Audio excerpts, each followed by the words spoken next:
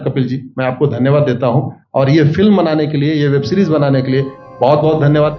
कहां का सत्यमेव जयते, कहां का सत्यमेव जयते, कहां का सत्यमेव जयते।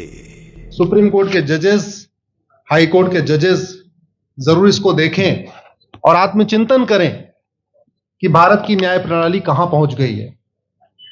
भारत में टोटल 5 करोड़ केसेस तो वो हैं जो district court, high court, supreme court में है। इसका मतलब 5 करोड़ परिवार न्याय की आशा में बैठा हुआ है। ऑन एन एवरेज एक परिवार में 6 आदमी रख लीजिए, तो यानी 30 करोड़ लोग न्याय की आस लगाए बैठे हुए हैं। 30 करोड़ का मतलब एक अमेरिका, 30 करोड़ का मतलब 15 ऑस्ट्रेलिया, 30 करोड़ का मतलब 7 कनाडा, 30 करोड़ का मतलब 1.5 ब्राजील। इतने लोग भारत में न्याय की आस में बैठे हुए हैं। और ये 5 करोड़ केस तो वो हैं जो district court, high court, supreme court में है। इसके पैरेलल हमारे देश में एक और जुडिशियल सिस्टम है, उसको कहते हैं तहसीलदार, एसडीएम, एडीएम, डीएम, कमिश्नर, जहां पे चकबंदी के मुकदमे चलते हैं। वो इस 5 करोड़ में काउंटेड नहीं है। जो तहसीलदार के यहां मुकदमा होता है, एसडीएम के यहां मुकदमा होता है, एडीएम के यहां होता है, डीएम के यहां होता है, चकबंदी अधिकारी जिसको सीओ कहते हैं, डीडीसी कहते हैं, एसओसी कहते हैं, वो इसके पैरेलल में है और 5 करोड़ मुकदमे वहां पे भी चल रहे हैं। इसका मैं लाइव एग्जांपल देना चाहूंगा भारत की ब्लैक जस्टिस सिस्टम का।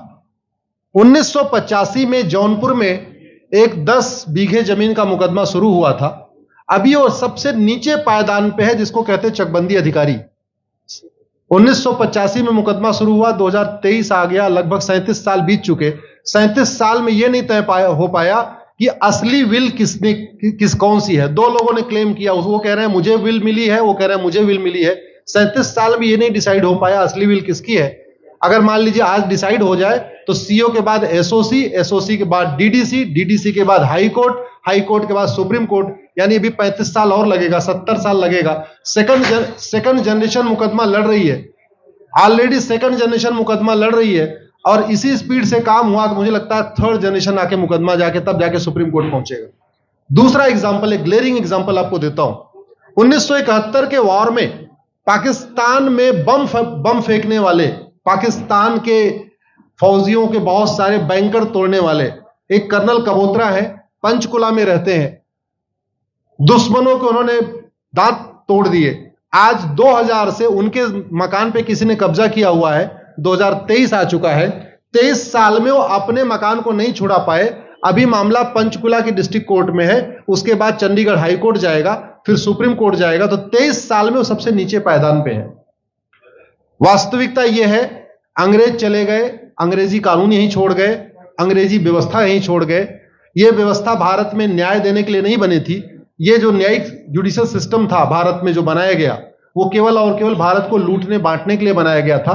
चूंकि कानून वही चल रहा है, जुडिशियल सिस्टम वही चल रहा है, इवन हमारा ड्रेस भी वही चल रहा है। अंग्रेज काले कपड़े पहनते थे, हम भी काले कपड़े पहनते हैं। अंग्रेज जून के महीने में उनको गर्मी लगती थी तो 1 महीने छुट्टी करके इंग्लैंड चले जाते थे। आज भी हमारा हाई कोर्ट, सुप्रीम कोर्ट पूरे मई जून बंद रहता है। अंग्रेजों को क्रिसमस के टाइम में दिसंबर में छुट्टी मनाना जाना होता था, 1 महीने छुट्टी कर चले जाते थे। आज भी हमारी हाई कोर्ट, सुप्रीम कोर्ट दिसंबर में, क्रिसमस के टाइम में 15 दिन 20 दिन बंद हो जाती है। तो सोच वही है, किताबें वही है, व्यवस्था वही है, कानून वही है, तो स्वाभाविक सी बात है जस्टिस होगा कहां से? जस्टिस कैसे होगा? हम 2023 में 1860 का इंडियन पिनल कोड लेके घूम रहे, 1861 का पुलिस एक्ट लेके घूम रहे, गवाहों के बयान 1872 के कानून से हो रहे। हमने सब कुछ वर्ल्ड क्लास कर लिया, लेकिन अपने जस्टिस सिस्टम को कंपेयर करने की कोशिश ही नहीं किया। जितने में एक एयरपोर्ट बनता है, एक एयरपोर्ट बनाने में 25,000 करोड़ की लागत आती है। अगर हमारी सरकारों ने एक एयरपोर्ट की कीमत जुडिशियल सिस्टम पे खर्च कर दिया होता तो हमारी न्यायिक व्यवस्था अच्छी हो गई होती। आज घटिया, चूंकि अकाउंटेबिलिटी नहीं है, जुडिशियल सिस्टम में कोई अकाउंटेबिलिटी नहीं है। किसी के साथ न्याय हो जाए, अन्याय हो जाए, कोई फर्क नहीं पड़ता। निर्दोष को जेल हो जाए, जज की कोई अकाउंटेबिलिटी नहीं। दोषी को बेल हो जाए, जज की कोई अकाउंटेबिलिटी नहीं। लाख लोग जेल में सड़ रहे हैं, लाखों धोखेबाज भ्रष्टाचारी बाहर घूम रहे हैं, मूल कारण है ब्लैक जस्टिस सिस्टम। आपने बहुत अच्छा आपने इस पे वेब सीरीज बनाया है, और इस देश में world class airport, world class highway, world class shopping mall, सब कुछ वर्ल्ड क्लास बना लिया। इनफैक्ट अपना मोबाइल का डेटा सुरक्षित रखने के लिए हमारे सांसद, विधायक, जज आईफोन भी यूज करते हैं। अमेरिका का आईफोन यूज करते हैं हमारा डेटा सुरक्षित हो जाए, लेकिन भारत सुरक्षित हो जाए उसके लिए यह नहीं देखते कि जापान में कौन सा कानून है, अमेरिका में कौन सा कानून है, सिंगापुर में क्या अच्छा चल रहा है। कनाडा में रेंट का मामला एक डेट में खत्म होता है। सिंगापुर में अभी कुछ दिन पहले एक व्यक्ति के पास 900 ग्राम गांजा पाया गया, उसको फांसी हुई है। दोबारा वहां ड्रग स्मगलिंग होगी क्या? तो भारत में चाहे वो ड्रग स्मगलिंग है, माफिया राज है, ह्यूमन ट्रैफिकिंग है, इन सब के लिए हमारा जस्टिस सिस्टम जिम्मेदार है। कोई भी अपराध होता है उसमें दो पक्ष होता है, एक पीड़ित, एक अपराध करने वाला। जो पीड़ित होता है वो चाहता है जल्दी उसको न्याय मिल जाए, अपराध करने वाला चाहता है मुकदमा लंबा चले। भारत का न्यायिक सिस्टम अपराध करने वाले के साथ खड़ा है। बलात्कारी चाहता है उसका मुकदमा 30 साल चले, और मुकदमा 30 साल चलता है। भू माफिया चाहता है कि गरीब की जमीन पे कब्जा कर ले, उसका मुकदमा 50 साल चले, और आज की डेट में मुकदमा 50 साल चल रहा है। इसका मतलब वर्तमान न्यायिक सिस्टम बलात्कारी के पक्ष में है, भू माफिया के पक्ष में है, ड्रग स्मगलर के पक्ष में है, ह्यूमन ट्रैफिकर के पक्ष में है, नक्सलियों के पक्ष में है, माओवादियों के पक्ष में है, जो लोग देश विरोधी काम कर रहे हैं उनके पक्ष में है। 40 साल 50 साल के बाद किसी व्यक्ति ने मिलावट करके लोगों का स्वास्थ्य खराब कर दिया, उसको 50 साल के बाद सजा हो रही है। इस बीच उसने कम से कम पता नहीं कितने लोगों का और भी कर दिया। तो ये जो जस्टिस सिस्टम होता है दवा की तरीके काम करता है। जैसे दवा अच्छी होती है बीमारी तुरंत ठीक हो जाती है, अगर दवा घटिया होती है तो बीमारी बढ़ जाती है। दवा खाने के बाद शरीर एज इट इज नहीं रहता, या तो बीमारी ठीक होती है या तो बीमारी बढ़ती है। अगर कोई आदमी एक गांव में किसी के साथ कुछ गलत कर दे, उसको 6 महीने के अंदर सजा हो जाए, साल भर के अंदर हो जाए, दूसरा अपराध वहां नहीं होगा। लेकिन अगर उस व्यक्ति को पनिशमेंट नहीं मिला तो स्वाभाविक सी बात है उसने उसको और मोटिवेट कर दिया। कहते नहीं ऐसे बुखार है, तुरंत 2 गोली खाइए बुखार ठीक हो गया, लेकिन अगर आपने दवा नहीं खाई या गलत दवा खा लिया तो टाइफाइड होगा या निमोनिया होगा। दुर्भाग्यवश ये हमारा जस्टिस सिस्टम यही कर रहा है। आज की डेट में जितनी समस्याएं हैं, चाहे वो घूसखोरी है, जमाखोरी है, मिलावटखोरी है, कालाबाजारी है, नशा तस्करी है, मानव तस्करी है, सोना तस्करी है, ड्रग स्मगलिंग है, या नक्सलवाद है, या माओवाद है, या कट्टरवाद है, जो भी समस्याएं हैं, उसका एक बहुत बड़ा कारण यह है कि हमारा जस्टिस सिस्टम उसको टैकल नहीं कर पा रहा है, उसको पकड़ नहीं पा रहा है, और इसीलिए भारत में अराजकता है।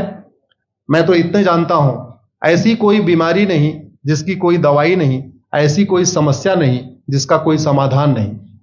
हम हर चीज के लिए बाहर से चीजें खरीदते हैं, तो हम ये क्यों नहीं देख रहे हैं कि आखिर चाइना का जस्टिस सिस्टम कैसा है, सिंगापुर का कैसा है, कनाडा का कैसा है, फ्रांस का कैसा है, और अमेरिका का कैसा है।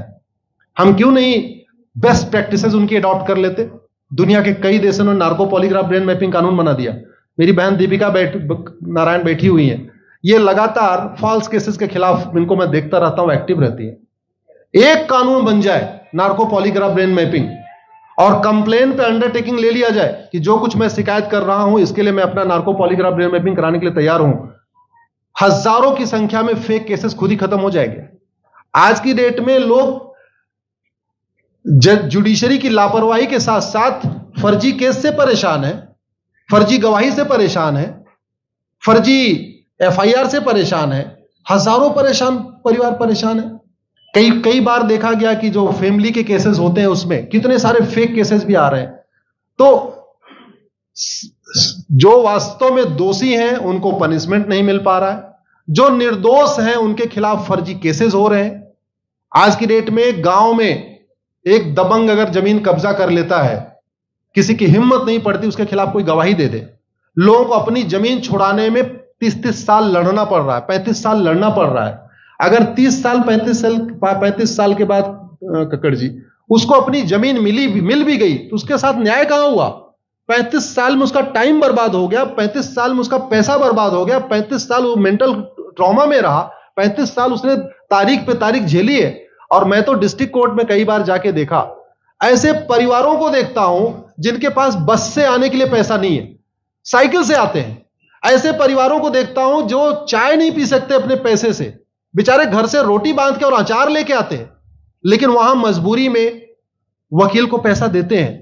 तो हमारी कोर्ट कचहरी वास्तव में दलाली का अड्डा बन गया है। हमारी कोर्ट कचहरी भ्रष्टाचार का अड्डा बन गया है। और मैं दुख के साथ कहना चाहूंगा, अदालतों में न्याय हो नहीं रहा है, बल्कि न्याय बिक रहा है। जिनके पास पैसा है, वो उन्होंने कितना बड़ा क्राइम किया हो, मर्डर किया हो, रेप किया हो, उनको जमानत हो रही है। और जिनके पास नहीं है, वो बेचारे जेल में सड़ रहे हैं। कई बार तो देखा गया, मैंने मेरे मर्डर किया एक्स अनंत सिंह ने, लेकिन एक्स अनंत सिंह बाहुबली थे, उन्होंने थानेदार को 20 लाख रुपए दिया, वो वाई अनंत सिंह को लेकर जेल में डाल दिया। नाम वही है। अब उसके बाद क्या हुआ, 20 साल मुकदमा चला और फिर सबूत के अभाव में छूट गया। तो जिसने मर्डर किया वो तो कभी जेल गया ही नहीं। एक निर्दोष जेल गया, 10-20 साल के बाद उसने अपना जमीन बेचा, सब कुछ किया, मां बाप सब कुछ तबाह हो गए, फिर वो सबूत के अभाव में छूट रहा है। तो सबूत के अभाव में अगर 20 साल के बाद छूट भी गया हो, उसका 20 साल कौन लौटाएगा? उसके 20 साल के लिए कौन जिम्मेदार है? उसके 20 साल जो बर्बाद हुआ, उसके लिए संविधान की शपथ लेने वाले जिम्मेदार हैं। संविधान के प्रियम्बल में लिखा है, हम आपको जस्टिस देंगे, हम आपको न्याय देंगे। न्याय देने की जिम्मेदारी किसकी? जिन्होंने शपथ लिया। शपथ कौन लेते हैं? जजेस लेते हैं, सांसद, विधायक, मंत्री लेते हैं। तो आज की डेट में अगर लोगों को न्याय नहीं मिल रहा है, तो इसके लिए वही जिम्मेदार हैं जो संविधान की शपथ लेते हैं। संविधान की शपथ लेने वालों को वेतन, भत्ता, गाड़ी, बंगला इसीलिए मिलता है कि लोगों को न्याय मिल सके, फास्ट जस्टिस मिले, कंप्लीट जस्टिस मिले। अनफॉर्चुनेटली कंप्लीट जस्टिस मिलने में तो 50-60 साल लग जाता है, फास्ट जस्टिस तो सपना हो गया है। इसलिए आज आपने जो ये वेब सीरीज बनाई है, मैं आपको धन्यवाद देता हूं। एक ऐसे विषय पे जिसपे कोई टच नहीं करता, लेकिन जिससे करोड़ों लोग पीड़ित हैं। मैंने कहा ना, 5 करोड़ लोग सीधे district court, high court, supreme court के केसेस से पीड़ित हैं, और 5 करोड़ मुकदमे एसओसी, डीडीसी, तहसीलदार के यहां चल रहा है। तो अगर 5 करोड़ से 30 करोड़ लोग इधर पीड़ित हैं, तो उधर भी पीड़ित है। वास्तव में बहुत बड़ी संख्या भारत में इसी से पीड़ित है।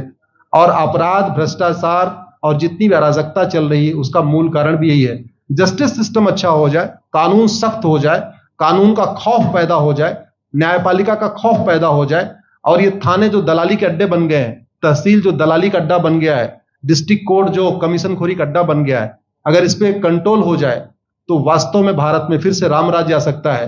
अगर जुडिशियल सिस्टम अच्छा हो जाए, तो जो राम राज्य की कल्पना है, धर्म की जय हो, अधर्म का नाश हो, प्राणियों में सद्भावना हो, विश्व का कल्याण हो, मुझे लगता है उसको फिर से जीवित किया सकता है। आपने मुझे बुलाया कपिल जी, मैं आपको धन्यवाद देता हूं। और ये फिल्म बनाने के लिए, ये वेब सीरीज बनाने के लिए बहुत बहुत धन्यवाद देता रहता हूं। दीपिका जी लड़ती रहती हैं, इनको देखता रहता हूं।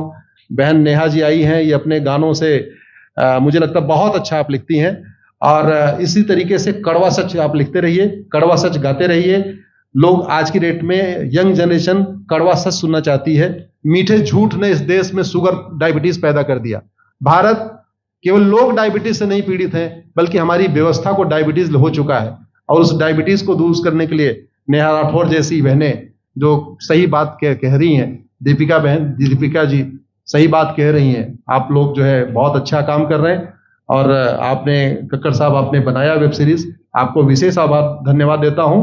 यही निवेदन करता हूं, इस वेब सीरीज को ज्यादा से ज्यादा देखें। और खास तौर पे अगर आपके जानने वाले कोई जज हैं, कोई आईएएस हैं, कोई आईपीएस हैं, मंत्री, सांसद, विधायक हैं, उनको भी एक बार फोन करके, व्हाट्सएप करके एक बार कहिए कि वो भी इसको जरूर देखें। क्योंकि अल्टीमेटली न्यायिक व्यवस्था बदलने की जिम्मेदारी उन्हीं की है जिनको वेतन, भत्ता, गाड़ी, बंगला, free air ticket, free rail ticket और वीआईपी व्यवस्था मिलती है। ये व्यवस्था उन्हीं को बदलनी है। जय हिंद, धन्यवाद।